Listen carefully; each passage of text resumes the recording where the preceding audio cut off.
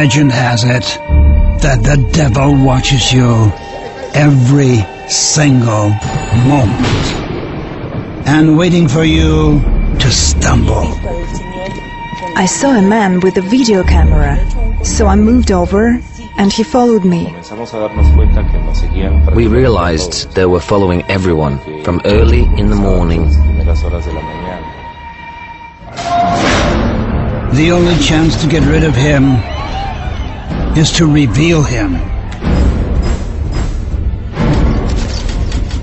The Devil Operation on RT.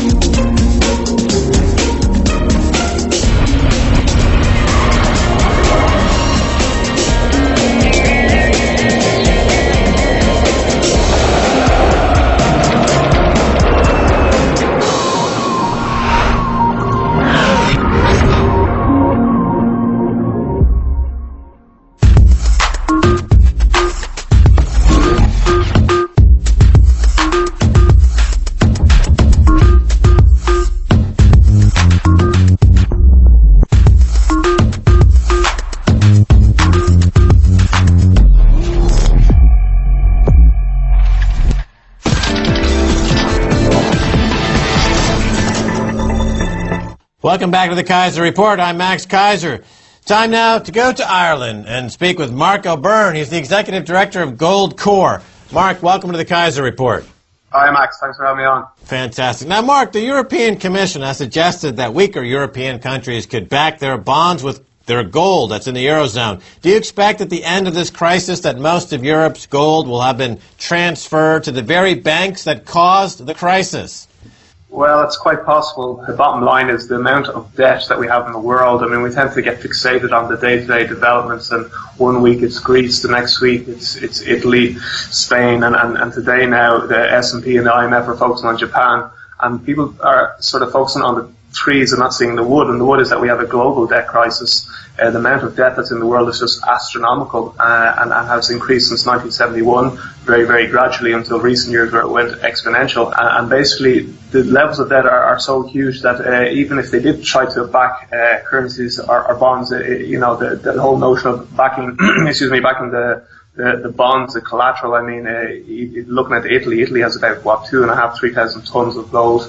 It's tiny, it's infinitesimal vis-a-vis the debt that Italy has.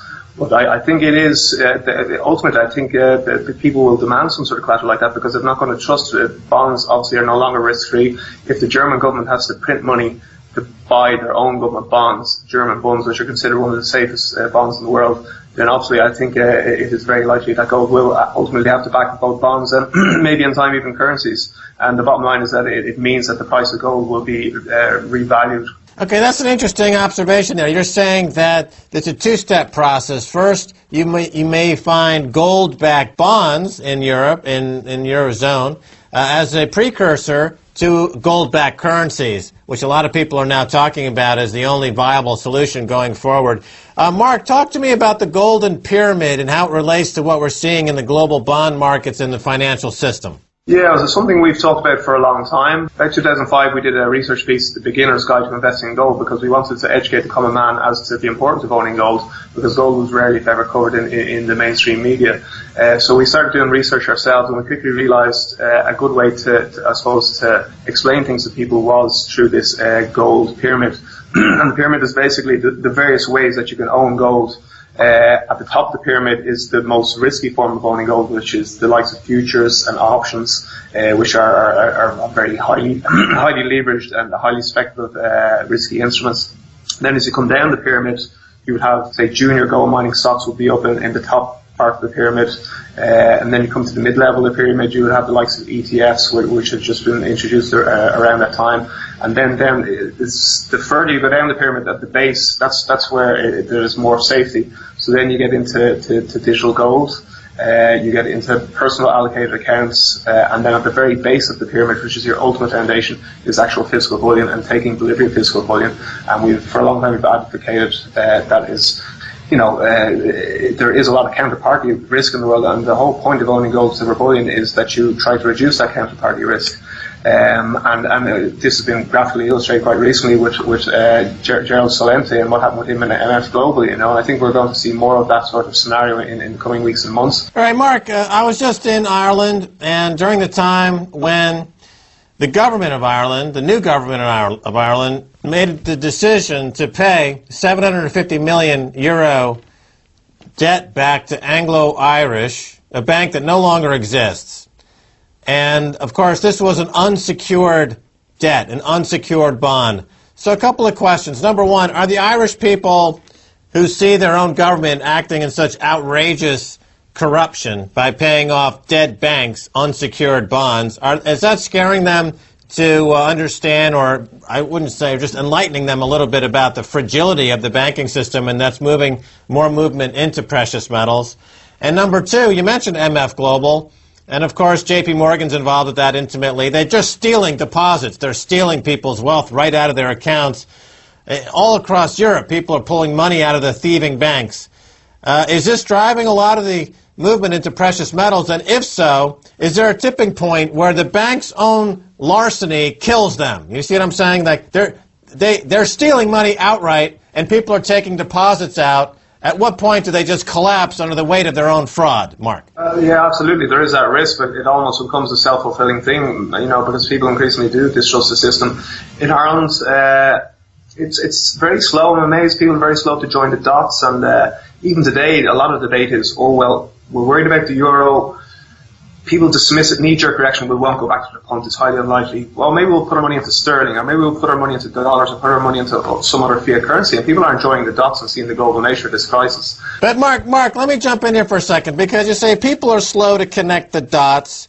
It's institutional fraud conducted by a parade of institutionalized banksters who are trained in the art of deception. In Ireland recently, they realized the fraud and deception in the Catholic Church as part of the Murphy report and the pedophile scandal, and they pulled their embassy out of the Vatican at great political risk. So why can't the Irish people see the same kind of financial buggery going on in their financial institutions, enough to pull out of the financial institutions? Why can't they make the connection? They're getting used and abused by the same types of people. Why are they so slow to accept financial rape in this case? What's the problem? Why can't they see that? I think it's an interesting parallel you're making there, but with the Catholic Church, it was very, very obvious, and there was very few people, propagandists or people for the Catholic Church who could justify what the Catholic Church did. It was very clear, very obvious to people. Whereas on the banking side, there's still a lot of people who, whether it's Stockholm Syndrome, I've heard you talk about before, or whether it's just they blindly believe in the system, and there is almost an element of, don't rock the boat. We don't want, if we warn about these things, the natives might get restless and they might take their money out of the bank type of thing, And so there's a lot of, I suppose, the experts, the so-called experts who actually got us into this mess, many of them, both in the banks, the economists who would speak on behalf of banks, economists who would work for certain institutions, the people in the media themselves, they tend to completely underestimate these risks and lull people into a false sense of security. And I think that's a large part of the problem, that if the people realize the reality of the situation, then, a lot of them would take their money out of the banks and they would put into pressure to protect themselves and their families, And it's unfortunate because if they dealt in reality over the last 7 or 8, 9, 10 years, then we may have got rid of the access to the banking system, or we might have tackled it, and there might be some sort of democratic control, but that never happened, and therefore the imbalances are getting worse and worse all the time, And then also ultimately it does mean that Paul Krugman himself warned about 2 weeks ago, who's the great Keynesian economist who's telling us everything will be fine if we print money. Now he's warning about gigantic bank runs. And I thought that might be a warning bell for people, but even that didn't seem to waken up some of the so-called experts. So there's still I suppose, a bias towards the status quo. People are saying, well, we'll get through this ultimately. Don't rock the boat too much. Don't worry about things.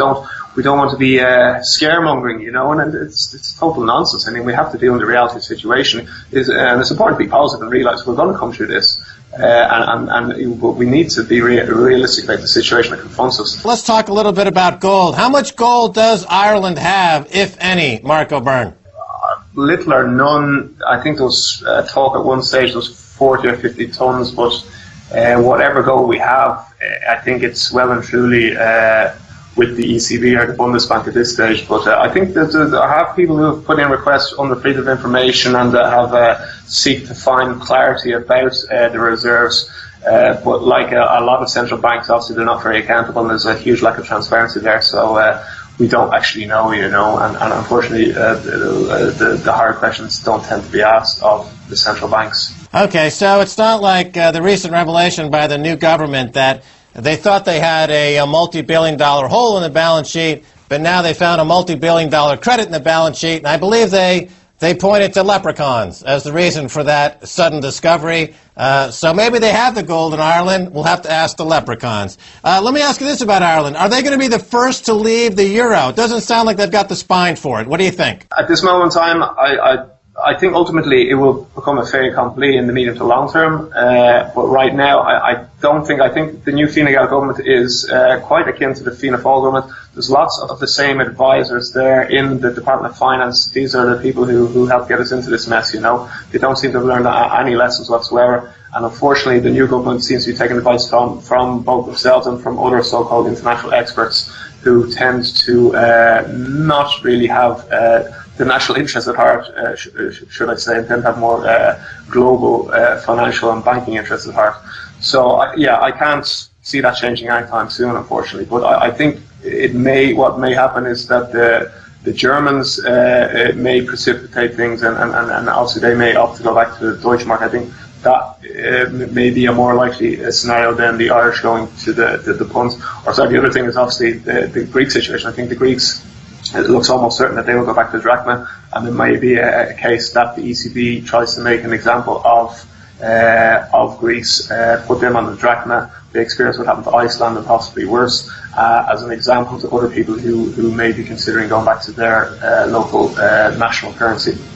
So when the Irish government recently was begging the IMF for a little debt relief, quite, embarrassingly so, is that just for lip service? They don't really mean it, right? Because they'll do whatever the IMF tells them to do. They're not actually going to impose any kind. They're not like Iceland, right? Ireland is not Iceland. They don't know how to stand up to a banker, right? That's pure lip service. We shouldn't take that in as a best efforts at all, correct? Well, I hope to God it's not lip service, but so far a lot of what they've been doing has been lip service, and they haven't seemed to, know how to negotiate. I mean, they have to threaten, and they have to have the real. I mean, I think that what they should have been doing is they should have been printing funds. They should have had the plan B in place, whereby it's a realistic threat that unless these debts are absolutely odious, it's outrageous that Irish people should be bailing out German banks, French banks, and British banks.